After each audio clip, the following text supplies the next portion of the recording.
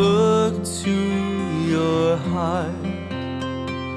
Look to the sky. Look to the sky. How can I make this place a better one for you and I? Protect our future. Protect our land. Protect our children. Give them a hand. Protect our oceans. Protect our sand. Protect our mountains. Why can't we all just understand? Kule, aloha. Kule, kuleana. Hele, na keiki o ka aina.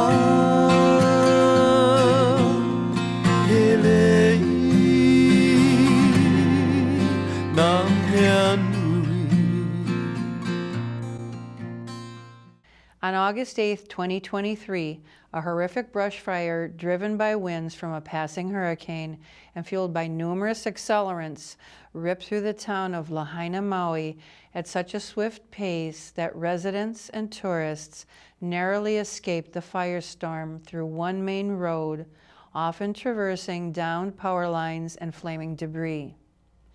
Notwithstanding the loss of life and property, the trauma of the experience for thousands of people will take years to heal. A fire such as this needs a source of ignition and accelerants to gain the level of ferocity experienced that fateful day. While it is obvious that the winds played the most significant role in the fire, accelerants such as dry grass, propane tanks, and lithium-ion batteries were chief contributors to the loss of life and property. In today's episode of Sustainable Aloha, I will be focusing on what I believe to be one of the chief accelerants in the Maui fire, lithium-ion batteries. Our lives are greatly dependent on these batteries for countless aspects, and their absence would be challenging. But after conducting a great deal of research, which, by the way, is not hard to find, I have discovered that we need to take a serious look at the continued use of these batteries. I am not alone, as many fire departments in major cities across the country are warning about increasingly horrific fires caused by these everyday items. Before I begin, I would like to extend my condolences to all of those who suffered unimaginable losses and trauma as a result of the fire. I don't believe it is possible to fully understand the extent of the impacts, and further believe it is going to take us years to return to a sense of normalcy, whatever that looks like as time goes on. I only hope that government will listen to and respect the people during the process of restoration. I also hope that the rebuilding process will be done with greater respect for the natural environment and ecosystem than it was in the past. Throughout history, we humans have made grave errors, and in most cases, we have learned from our mistakes. There are many human errors that led to the devastating Maui fire, and we need to be honest and humble enough to identify and examine each one of the errors and make the necessary corrections to prevent an event such as this in the future. These cautions were forementioned in a hazard mitigation plan prepared by Jamie Kaplan Consulting of Massachusetts in 2020 for Maui County. This 1,000-page document may be found online. This fire has implications for other areas on Maui as well as the Hawaiian Islands, and concerns have been brought up to prevent future disasters. Today I will be sharing research on lithium-ion batteries, the elephant in the room, the subject that is obvious but too uncomfortable to talk about. They are everywhere, and they are supplied by many different manufacturers for many uses and in varying sizes. From scooters to electric bikes and cars to rooftop solar power storage, the world has been moving more and more to these high storage batteries, and ferocious fires are on the rise as a result. Warnings about their use go back decades, while safer, more efficient alternatives are currently being developed.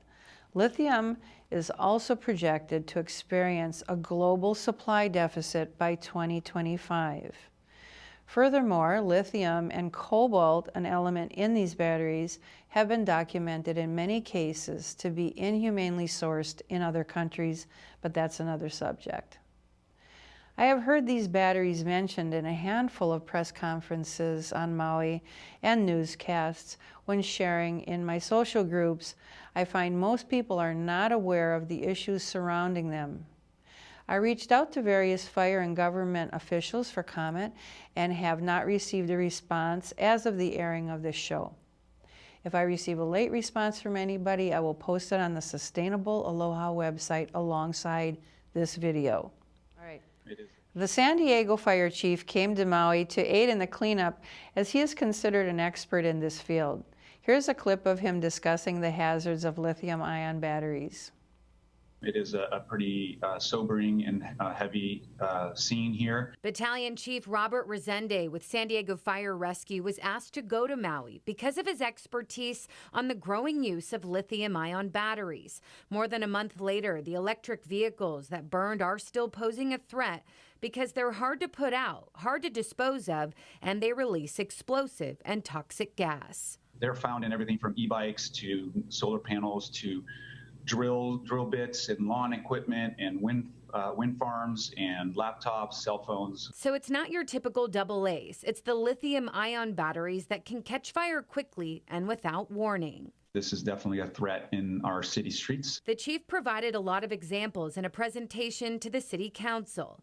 They are looking to create an ordinance here that regulates the use and storage of lithium-ion batteries. The hydrogen gas buildup will create this type of force. This is not sped up. Thankfully, nobody was in the bus. The door almost hit the firefighter in the head there. Lithium-ion batteries can combust and create a chemical reaction if they're crushed. For example, an e-scooter hits a curb at a high rate of speed, or an electric vehicle is in a crash. EVs run on 400 volts of electricity. For comparison, our trolley runs on a 600-volt line. It can happen within seconds, minutes, hours, days, weeks, months later. There are also manufacturer defects like short circuits and overheating, also if it's stored in the sun, and no amount of water or smothering works to get them out.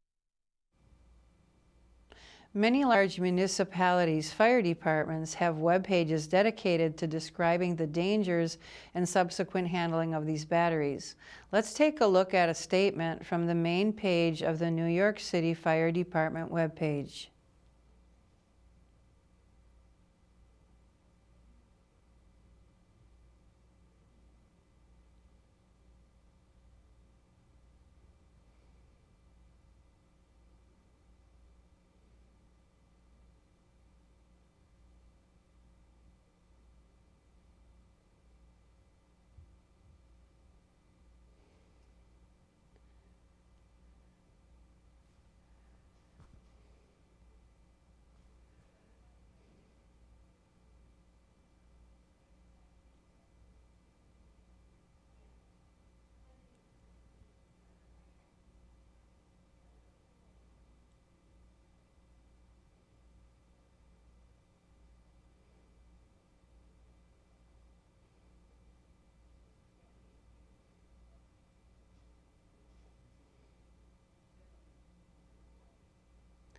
You can see once a battery explodes, the heat that is created reaches a temperature that is so high that nearby batteries will ignite regardless of their inherent quality or protections. Naturally, the temperature is more than high enough to melt metal. With a high percentage of homes in Hawaii with solar energy system storage batteries, it only takes one failure with accompanying explosion to cause an entire town to burn down at a hopelessly rapid pace. During a press conference, Steve Kalanog, the EPA's incident commander, made this statement regarding the Maui toxic waste cleanup.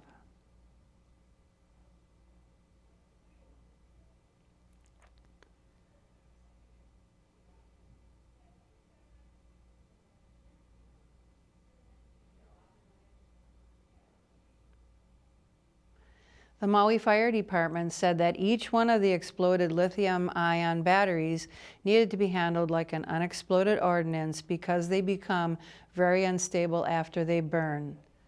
The last thing I need to mention about the fires caused by these batteries is they cannot be put out with water. Does everybody know this? Water actually causes a lithium battery to turn into a hydrogen bomb, releasing toxic gases.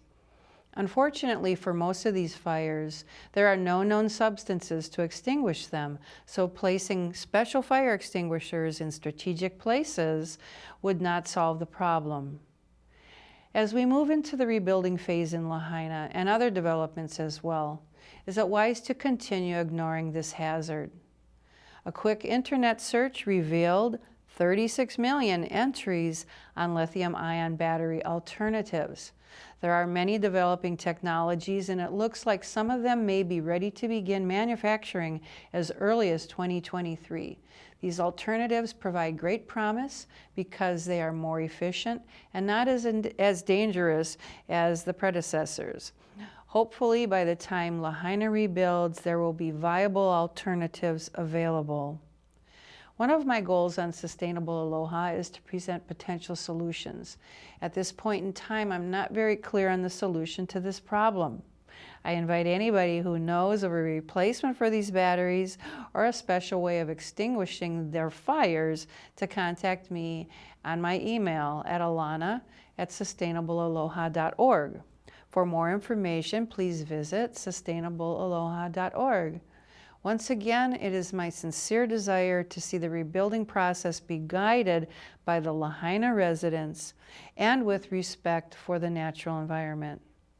I hope we learn from this disaster and create a better life for Lahaina and consequently all of Maui. I am your host, Alana K.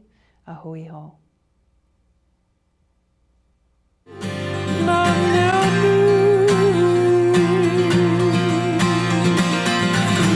Na kia kua I kana hele hele la I hiki o e kaua koko. Na kimu malu I ka lani malu e hoe e holu mai ana o kia kua I kona mau ka huo mako. Mako no ai